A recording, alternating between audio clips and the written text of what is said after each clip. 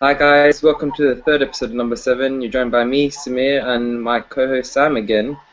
I think we're going to get straight into it. The kind of things we're going to talk about today is Premier League mainly. So we're going to talk about Arsenal, Chelsea, United, Liverpool. We'll talk about a bit of Champions League back this weekend. We're also going to talk about a bit about Spanish football. And I think we'll start the episode off with the Premier League this weekend. So we're going to start with Arsenal, I think, today, and their game against City. I think personally, I don't think the point helps us at all, really, because we're in a battle for fourth now, unfortunately. Which seems to be the issue every season, even though we were top of the table at some point. Did you watch the game? Yeah, I watched the game. I watched the game. Do you think Arsenal were good or City were poor? Well, yeah, it was like typical game of two halves, as they say, the cliche. City were really good in the first half, definitely, but Arsenal were good in the second half, and I don't know. City, I don't know, they put their foot off the gas for some reason. I don't know why, but I That think that's I the think impression I we were got as there for, well. yeah, I think we were there for the taking, to be honest, because we Yeah. weren't playing that great in the first half. So on the subject of fourth, do you think Everton will beat you to that spot, or do you think you've got enough to get you over the line? I think just due to our experience, we should get fourth, but I don't see us winning at Goodison on Sunday. I don't see it. I think we'll either lose or we'll grab a point, which makes it really, really, really tight at the top there. I'll So give I'm you not that. sure. I'll give I you won't that. say yes at the moment. I think yeah, we'll I'll get give you that. You got a lot of experience in getting fourth. I'll give you that. fourth.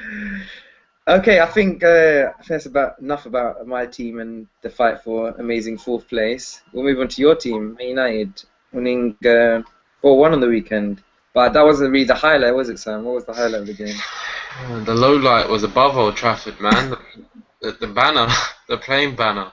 What do you think of it as a United fan? Were you agreed with Absolute it or? disgrace, absolute disgrace, and I'm proud. I'm proud of the fans in Old Trafford because they met it with the appropriate response. They booed it as it went across the stadium.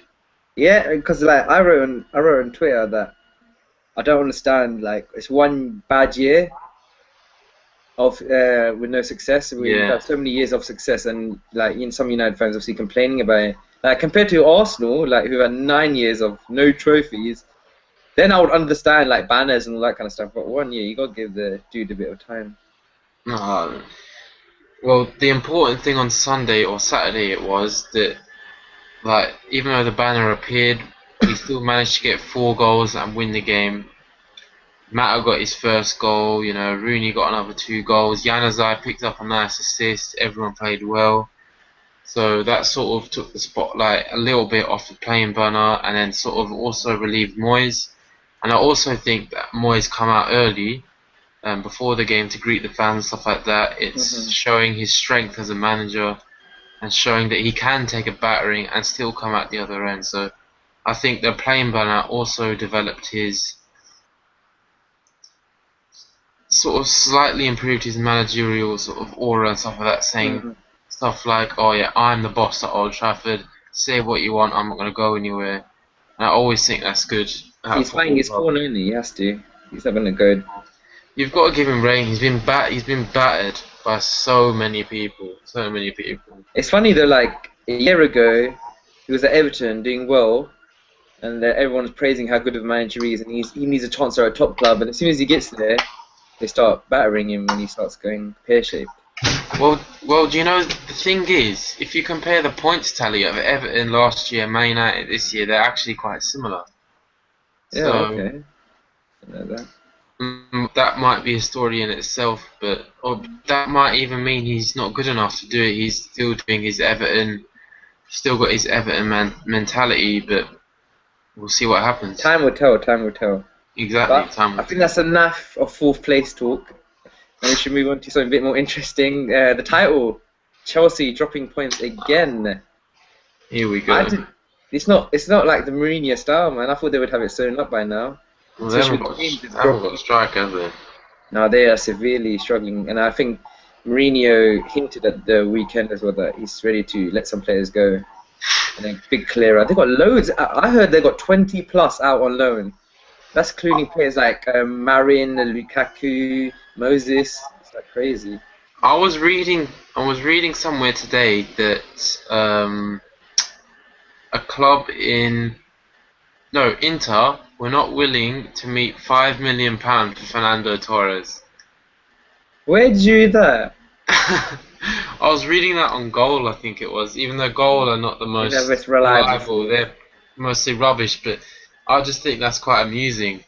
He was It's going to cost £50 50 million million. man a couple of No, years I ago. definitely think you think him cheap though. I don't think 10 to 12 million probably get him. He's not worth 12 million. Yeah, but that's how much Chelsea probably want for him. I reckon if Diego Costa goes, they might do like kind of swap thing. Not like obviously Chelsea will have to add some money on it, but I think that could be a I viable don't option. think I don't think Atletico Madrid want him back either. I hope he regains form, man, because he was so amazing for the team we're going to talk about next, Liverpool, who are now the new team at the top. And I This don't is know. painful for me to I'm going watch. to give some credit to Liverpool. They played really well. Tottenham was atrocious on the Who weekend. did they play on Sunday? Yeah, Tottenham. Did Tottenham show up? Did they? No, man, they don't think they did, man.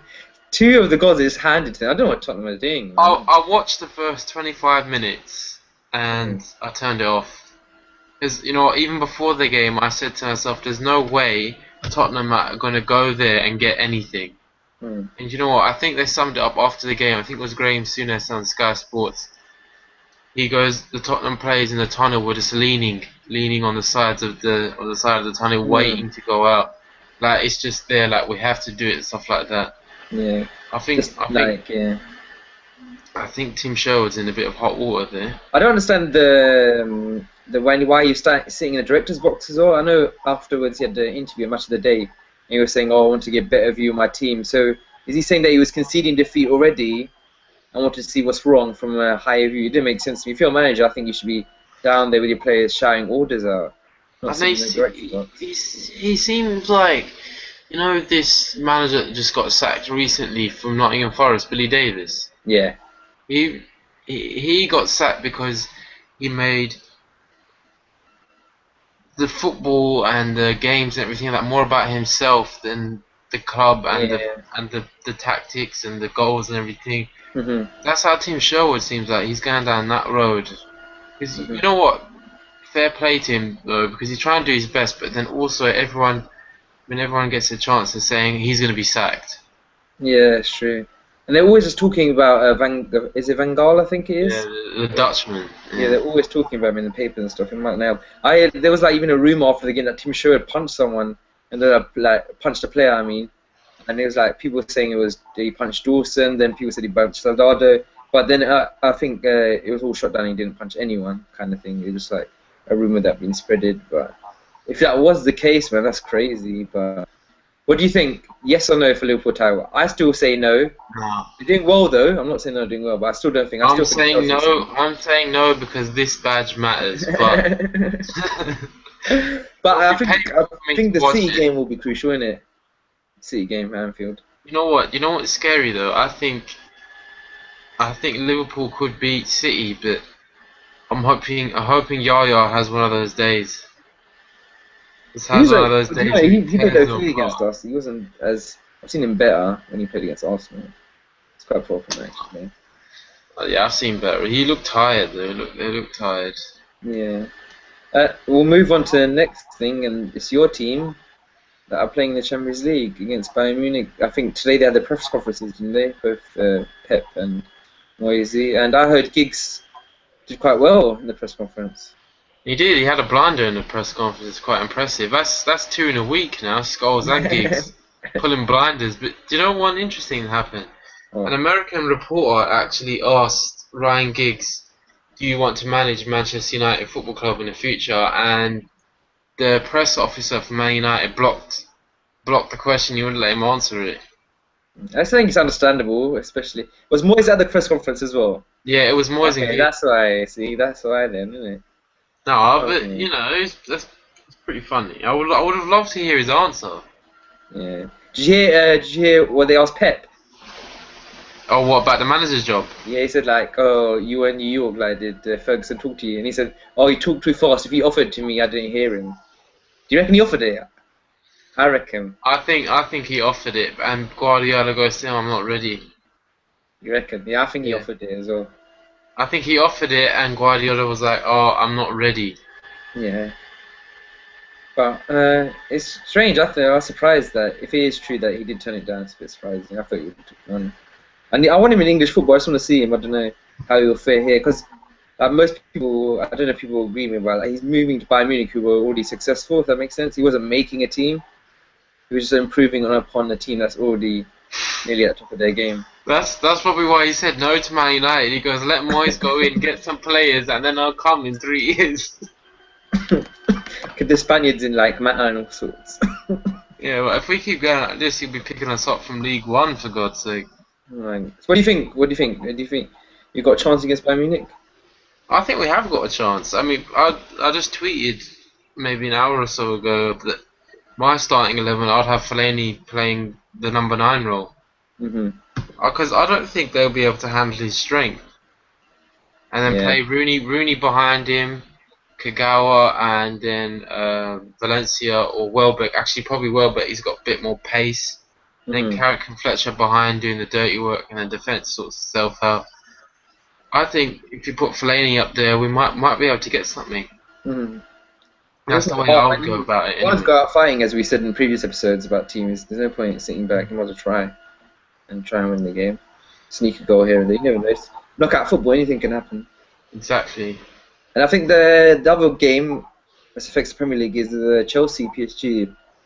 I don't know. I don't know. The Crystal Palace. I said. I know. I remember me saying last episode that it's all Chelsea, and after seeing them lose to Palace, I'm not sure. So I'll still say Chelsea at the moment, but we'll see. They seem a bit wobbly at the moment, and I'm sure Ibrahimovic is looking forward to it. I don't know, because you can see Chelsea dominating the game but scoring nothing. Yeah, I get you. Like, where's the goal going to come from, kind of thing.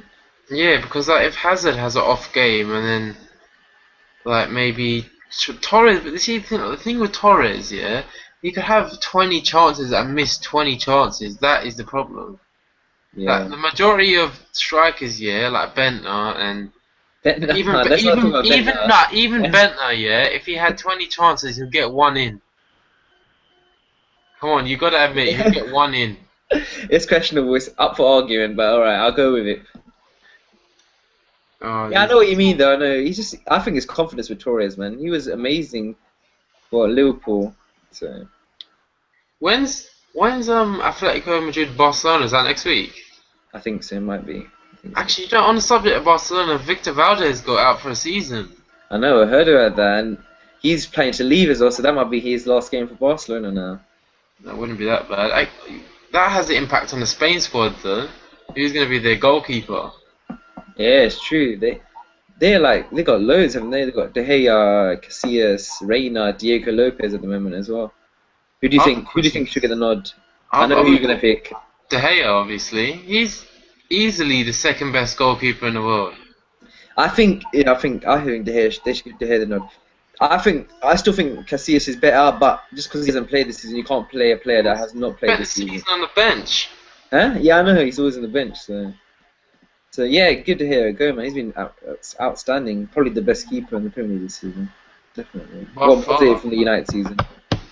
And we still conceded 3 goals.